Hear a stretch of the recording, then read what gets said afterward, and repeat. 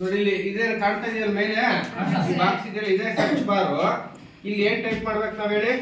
KSEAB ಅಂತ ಹೇಳಿ ಇದು ಮಾಡ್ಬಿಟ್ಟು ನೀವೇನ್ ಮಾಡ್ಬೇಕು? ಸರ್ಚ್ ನೋಡಿ ಇಲ್ಲಿ ಬರ್ತವೆ KSEAB ನಲ್ಲಿ. ನೋಡಿ ಈಗ ಒಂದು ಇದು ಕೊಟ್ಟೆ ನೋಡಿ ಓಪನ್ ಆಯ್ತಲ್ವಾ? ಈ ತರ ಈಗ ನೋಡಿ ಫಸ್ಟ್ದು KSEAB ಬೋರ್ಡ್ ಕರ್ನಾಟಕ ಸರ್ಕಾರ ಅಂತ ಇದೆ. ಇದನ್ನ ಓಪನ್ ಮಾಡ್ಕೋಬೇಕು. ನೋಡ್ರಿ ಇದ್ರ ಬಂತ ನೋಡಿ ಈ ತರ ಮೆನು ಓಪನ್ ಆಗುತ್ತೆ.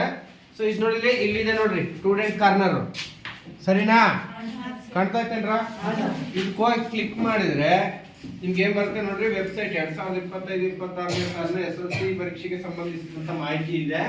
ಸೊ ಇಲ್ಲಿ ಹೋಗ್ಬಿಟ್ಟು ನೋಡ್ರಿ ನಿಮ್ಗೆ ಏನಿದೆ, ನೋಂದಣಿ ಇದೆ, ಎಲ್ಲ ಇದಾವೆ. ನೋಂದಣಿ, ಅಡ್ಮಿಷನ್ ಆಗೋದಂಗೆ ಇದೆಲ್ಲವ. ಇಲ್ಲಿಂದ ನಿಮಗೆ ಬೇಕಾದ್ರೆ ನೋಡ್ರಿ ಇಲ್ಲಿಂದ 2025-26ನೇ ಸಾಲಿನ ಏನ್ ಹೇಳ್ರಿ, ಪೂರ್ವ ಸಿದ್ಧತಾ ಪರೀಕ್ಷೆ ವೇಳಾಪಟ್ಟಿ. ಇಲ್ಲಿಂದಲೇ ನಿಮ್ಗೆ ನೋಡೋದು ಇವೆಲ್ಲ ಇದ್ರ ಸಂಬಂಧಪಟ್ಟಿದ್ದಾರೆ. ನೋಡ್ರಿ ಇಲ್ಲಿದೆ, ಇಲ್ಲೋಗಿ ನೋಡಿ ಕ್ಲಿಕ್ ಅಂತ ಇದೆ ನೋಡ್ರಿ, ಇಲ್ಲಿ ಓಪನ್ ಆದ್ರೆ ನೋಡ್ರಿ ಬಿಟ್ಟಿದ್ದಾರೆ ಎಲ್ಲಾ ಸಬ್ಜೆಕ್ಟ್ ಇರುತ್ತೆ ನೋಡ್ರಿ ಇಲ್ಲಿ, ಸರಿನಾ? ಇದು ಪೂರ್ವ ಸಿದ್ಧತಾ ವೇಳಾಪಟ್ಟಿ ಮೊದಲನೇದು ಇದು, ಗೊತ್ತಾಯ್ತಾ? ಇದಾದ್ಮೇಲೆ ನೋಡ್ರಿ ಮತ್ತೆ ಎರಡನೇದು ಬ್ಲಿಂಕ್ ಆಗ್ತಿದೆ ನೋಡ್ರಿ, ನ್ಯೂ ಅಂತ ಬ್ಲಿಂಕ್ ಆಗ್ತಿದಲ್ವಾ?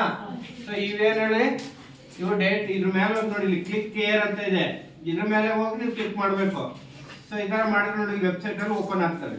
ಅದು ಯಾವುದು ಟೈಮ್ ಟೇಬಲ್ ಓಪನ್ ಆಗುತ್ತೆ ಎರಡನೇದು, ಗೊತ್ತಾಯ್ತಾ? ಆಮೇಲೆ ನೋಡ್ರಿ ನಿಮ್ಮ ಇದರಲ್ಲೇನೆ ಡೌನ್ಲೋಡ್ ಅಂತ ಬರುತ್ತೆ, ನೋಡ್ರಿ ನಮ್ಮಲ್ಲಿ ಇಲ್ಲಿ ಇದ್ರಲ್ಲಿ ನೋಡಿ ಬಾಳ್ಕೋತ್ ಅಂತ ಇದೆಯಾ, ಇದು ಕೊಟ್ರೆ ನೋಡ್ರಿ ಏನಾಗುತ್ತೆ ನೋಡ್ರಿ ಇಲ್ಲಿ ಡೌನ್ಲೋಡ್ ಆಗುತ್ತೆ, ಸರಿನಾ? ನಿಮ್ಮ ಮೊಬೈಲ್ ಅಲ್ಲೂ ಡೌನ್ಲೋಡ್ ಅಂತ ಬರುತ್ತೆ ಹಂಗೇನೆ.